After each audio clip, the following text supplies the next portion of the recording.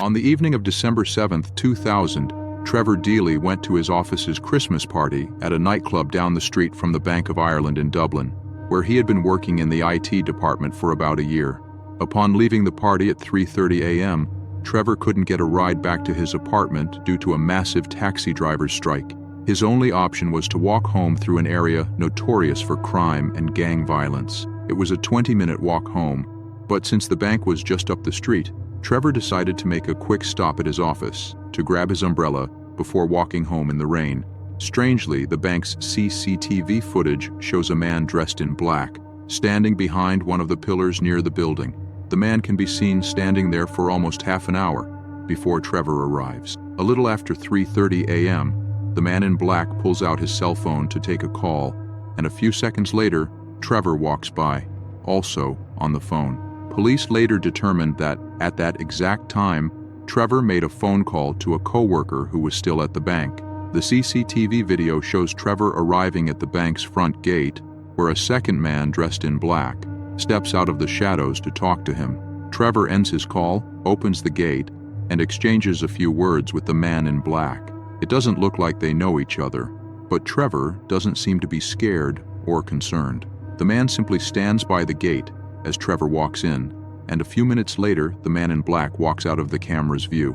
Trevor's co-worker reported that they shared a cup of tea that night and talked about the party for a while. Trevor also logged onto his work computer for a couple of minutes just before he left the bank at about 4 a.m. The CCTV footage then shows Trevor stepping out onto the street, opening his umbrella, and walking home. He didn't appear to be followed, and a few minutes later, at about 4:06 a.m., he made a call to a friend to let him know that everything was all right. Since his friend was asleep, Trevor left a voicemail. That voicemail would be the last time anyone heard from Trevor Deely. At 4:14 a.m., Trevor was seen walking past an ATM on a street about 15 minutes away from his apartment. Less than 30 seconds later, a man in black appears on screen, apparently following Trevor. 16 years later, in 2016, the CCTV footage was digitally enhanced, and police determined that the man in black from the bank was the same man who later followed him. This was the last footage where Trevor was seen alive. Although Trevor missed work on Friday, his co-workers didn't find it strange, considering many employees were still hungover from the party and had also taken the day off. However, after his friends and family couldn't get in touch with him over the weekend, and he didn't show up for work on Monday, he was immediately reported missing.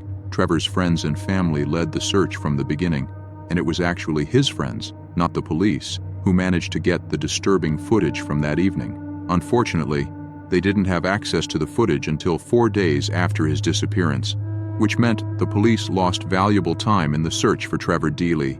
There may have been more CCTV footage of Trevor from that night, but at the time, CCTV cameras recorded their footage on VHS tapes, which were often recorded over, erasing the previous footage in the process. Over the years, several theories about Trevor's disappearance have surfaced, but none have been confirmed. Some speculate that he might have been intoxicated that night, causing him to fall into the water under the bridge and drown. However, Irish police searched all nearby bodies of water, and no signs of Trevor were ever found. Most people believe that the mysterious man seen following Trevor in the CCTV footage had something to do with his disappearance. To this day, he remains unidentified. In 2017, police received a tip from an anonymous source who claimed to know what happened to Trevor.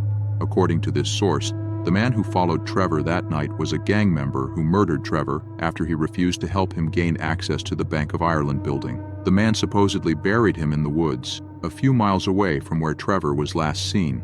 For several weeks, 20 police officers and a search dog combed the area, but after 2 months of digging, the search was called off. 23 years after the incident, Trevor Deely's chilling disappearance is still an open and active case. The events leading up to it, however, remain a mystery.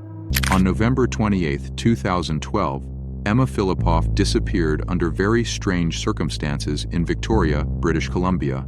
A year before her mysterious disappearance, Emma had fulfilled her lifelong dream of moving to the Canadian West from Perth, Ontario.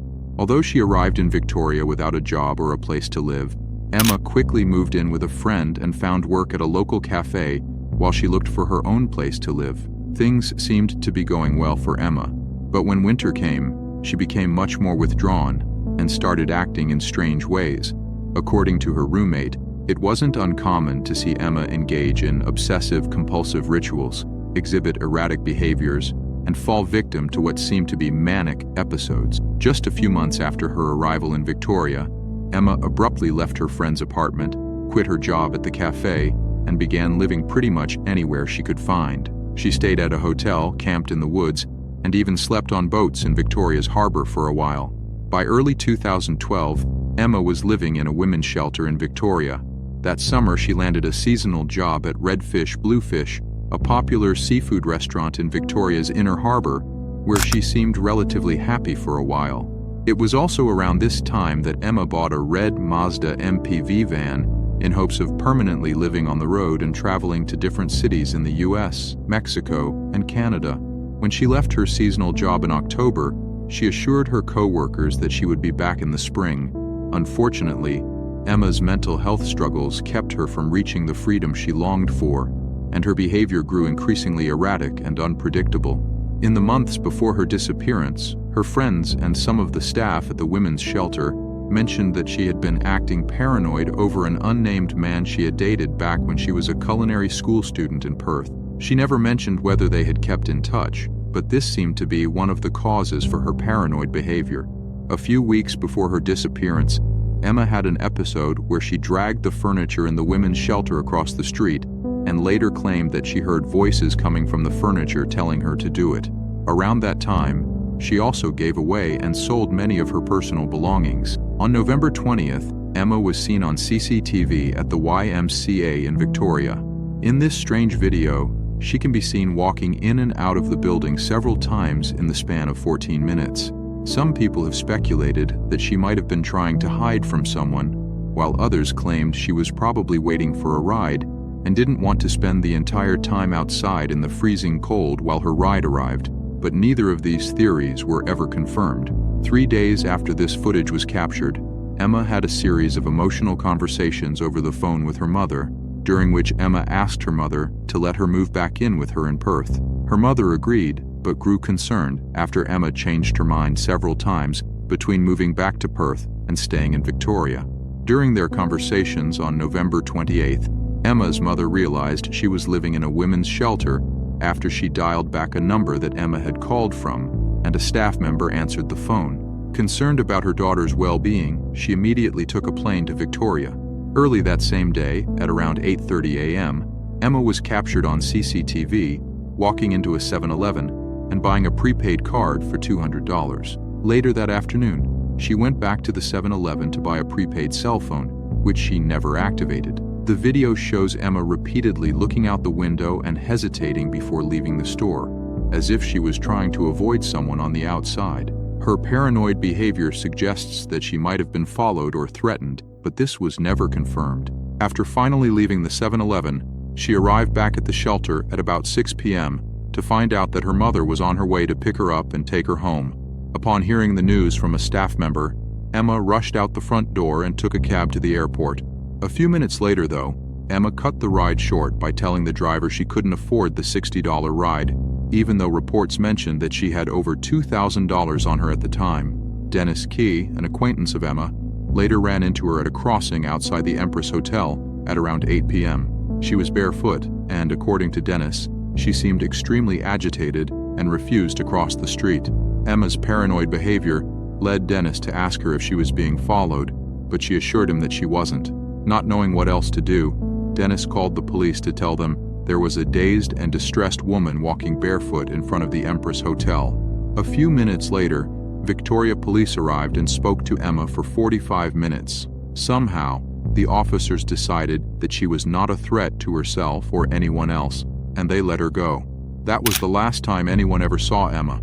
3 hours after she was last seen, her mother arrived at the women's shelter to pick her up, but Emma was nowhere to be found. After her mother reported her missing, the search for Emma Fillipoff began the following morning. Investigators found Emma's red Mazda van in the Chateau Victoria Hotel parking lot, where she had paid to get it towed 3 days before her disappearance on November 25th. Inside the van were all of Emma's belongings, including her laptop, passports, a pillow, and clothes, indicating that she might have been planning to move back to Perth or run away. Unfortunately, this is where Emma's case went cold, except for a few mysterious tips. In 2014, a man in a green shirt walked into a convenience store in Gastown, about 75 miles north of Victoria. According to the store owner, the man ripped off a poster advertising a $25,000 reward for finding Emma, telling the owner that Emma wasn't missing. He claimed that Emma was his girlfriend, that she had been living with him, and that she ran away from her family because she hated them. Although the store owner reported this to the police, the man was never identified. 4 years later, in 2018, almost 6 years after Emma's disappearance, another man confirmed that he had seen her on the morning after her disappearance, claiming that up until then, he hadn't made the connection that the woman he had seen was Emma. According to the man, Emma was standing on the side of the road, barefoot and soaking wet, looking nervous and paranoid as she asked the man for a ride. She claimed she was going to visit a friend in Colwood, 10 miles from Victoria. The man told Emma he couldn't take her that far, but he drove her a few miles and dropped her off at a nearby gas station. But nobody ever saw Emma again. Strangely, the identity of this friend Emma mentioned she was going to visit is still a mystery. Although Emma's mother has searched non-stop for her daughter for several years, the cause of Emma's disappearance is still unknown. Some people speculate that she might have fallen victim to the man she mentioned she dated back in Perth, even though the police interrogated him and eventually cleared him. Another possibility is that she was kidnapped by the man in the green shirt in the footage. Due to Emma's mental state in the weeks leading up to her disappearance, other people think that her mental health struggles might have gotten the best of her. 11 years later, police still don't know whether Emma even left the island in the first place or if she's still out there somewhere. The haunting disappearance of the Jameson family in 2009 gained public attention and widespread media coverage after some disturbing footage of the family surfaced. Bobby and Sherilyn Jameson lived with their 6-year-old daughter Madison in Eufaula, Oklahoma. Although they appeared to live ordinary lives, the Jamesons' marriage was far from perfect. Police have long struggled to determine whether their tumultuous circumstances were somehow linked to their mysterious disappearance. At the time, the Jamesons were grappling with financial difficulties. Since 2003, both Bobby and Sherilyn had been on disability after Bobby suffered a serious car accident, leaving him with debilitating chronic back pain. Sherilyn faced her own challenges.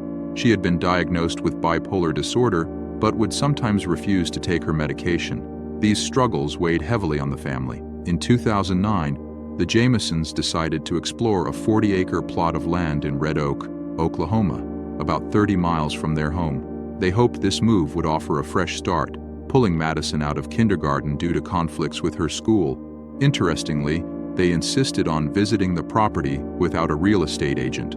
The Jamesons were known for their reclusive nature, often disappearing off the grid for weeks without notifying anyone. As such, when they drove to Red Oak and didn't return, it wasn't immediately alarming. However, 9 days later, a pair of hunters stumbled upon the family's truck abandoned on a dirt road near the woods. What they found inside the vehicle was chilling. The truck contained a GPS, cell phones, empty pill bottles, wallets, and $32,000 in cash. Even more disturbingly, the family's dog was discovered alive, but severely dehydrated and starving, having spent days locked in the vehicle.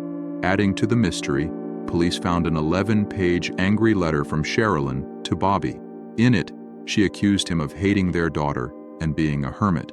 One haunting line read, "I would never want my daughter to end up in foster care because of you being in prison for attempted murder and me being dead." It was clear that something terrible had happened. Police launched a massive search effort. For 9 months, 400 volunteers, 16 search dogs, drones, planes, horses, and specialized search units combed the area. Despite these efforts, no trace of the Jamesons was found. The mystery deepened further when investigators uncovered footage from the family's home security cameras taken on the day they disappeared. The video showed Bobby and Sherilyn making over 20 trips to load their truck. Bizarrely, they would often place items in the truck only to bring them back into the house moments later. Their movements were trance-like, and they didn't appear to interact with one another. At times, they walked back and forth carrying nothing. Strangely, Both of them also changed clothes multiple times during the footage. Experts who reviewed the video suggested that their odd behavior could be attributed to drug use, although this was never confirmed. As investigators delved deeper into the Jamesons' lives, more unsettling details emerged. A pastor close to the family revealed that Bobby had recently told him about spirits living on the roof of their house. Bobby had even asked for an exorcism to be performed multiple times. In addition, Bobby owned a copy of the Satanic Bible, which he had been reading in an attempt to banish the spirits. Family members and friends corroborated these claims, stating they too had felt a dark presence in the Jamesons' home. Sherilyn's behavior also raised eyebrows. She was reportedly involved in witchcraft, holding seances and claiming to experience paranormal activity. After her cats died, she believed her neighbors had poisoned them. She spray-painted the words, "Witches don't like it when their cats are killed," on a large metal container on their property. These strange occurrences added to the mystery surrounding their disappearance. Despite years of searching, no answers were found. Then, in November 2013, 4 years after the Jamesons vanished, 2 deer hunters stumbled upon skeletal remains of 2 adults and a child about 3 miles from where the truck had been found. The remains were so decomposed that it took forensic investigators 8 months to confirm they belonged to the Jameson family. Due to the condition of the remains, the cause of death could not be determined. Theories about the family's fate abound. Some believe they were victims of a drug deal gone wrong, especially given the $32,000 in cash found in their truck. Bobby had a history of drug use, and the area where their bodies were found was known for drug activity. However, no solid evidence has ever supported this theory. Another theory suggests they were involved in a cult. Sherilyn's own mother claimed her daughter had been placed on a cult's hit list for unknown reasons. Cryptic symbols and writings found in the family's truck seem to lend credence to this idea. Eastern Oklahoma, where the Jamesons lived, has a history of cult activity dating back to the 1990s, though no direct connection to the family was ever proven. Some speculate that mental illness and substance abuse may have played a role. The hallucinatory behavior seen in the video, combined with their reported struggles, led some to theorize that either Bobby or Sherilyn might have harmed the family before taking their own life. However, there was no evidence at the scene to support this. The strained relationship between Bobby and his father also came under scrutiny. Less than 6 months before their disappearance, Bobby had sued his father for $10,000, accusing him of forcing unpaid labor at his gas station and failing to fulfill promises of future payment. Bobby's father had allegedly threatened to kill him and his family, prompting Bobby to file a restraining order. However, despite these threats, police ruled him out as a suspect. To this day, the disappearance and murder of the Jameson family remain unsolved. With no suspects and little evidence, their case continues to baffle investigators. 14 years later, the haunting story of the Jamesons still lingers, shrouded in mystery and unanswered questions. On the evening of Wednesday, July 29, 2015, Stephen Mackerel went out with his brother and some friends to Lucky's Tavern, a popular bar in downtown Fort Lauderdale, Florida. Stephen's brother left the bar at 11 p.m. to go to work the next morning. When he noticed Stephen was intoxicated, he told his brother to go home and drive safely, but the night was still young. At around 1:30 a.m., Stephen and his friends left the bar and agreed to meet in the parking lot of a nearby Walgreens to plan their next move. But Stephen never made it to the Walgreens, and his friends never saw him again. Stephen lived with his parents and worked as a professional poker dealer at a casino in Hallandale Beach, near Fort Lauderdale. When he didn't come home the next day and didn't show up for work the day after that, his family knew something was wrong. Police reported that there were several surveillance systems in the area where Stephen was last seen, but they said it might take weeks before they could gather the relevant footage. In the meantime, investigators interviewed the friends and family members who had last seen Stephen, thinking that he might have gotten into an accident due to his intoxicated state. Police conducted searches in many different lakes and ponds, but nothing important was found. The search became even more complicated when investigators learned that Stephen's phone battery had died at the bar. Since the phone was never turned on after that night, it was impossible for the police to use the phone to locate Stephen. At the time of his disappearance, Stephen was 25, had a 1-year-old daughter and a long-term girlfriend. He had plans to marry, and his friends and family claimed that he was not the type of person who would voluntarily walk out of his life and just vanish without any explanation. Unfortunately, some of the footage found during the investigation suggests that Stephen's disappearance was not at all his choice. 2 weeks after he was last seen, police discovered that Stephen had used his credit card at a gas station in Pompano Beach about an hour after he had left the bar. It was about a 15-mile drive from the bar to the gas station, and nobody understood why Stephen had even taken that detour in the first place. The surveillance footage from inside the gas station shows Stephen entering the store at 2:26 a.m., appearing to be intoxicated as he stumbles around the store shopping for snacks. His behavior doesn't seem to bother the store owner, and less than a minute later, he walks to the counter to pay for the snacks with his credit card. For a few minutes after that, Stephen had a casual conversation with 2 young women who were inside the gas station, but this happened out of the camera's view. Nearly a week after the initial footage was revealed, police obtained additional footage of Stephen that completely changed the course of the investigation. The CCTV footage shows Stephen standing next to his 2013 white Ford Fusion in the parking lot. He seems to get into some sort of altercation with the driver of an unidentified silver sedan, and as the silver car pulls away, Stephen takes a step back and throws what appears to be his drink at the driver. He gestures with his hands at the driver as he gets into his vehicle, and 3 minutes later, the silver car circles back into the gas station, this time pulling right behind Stephen's car.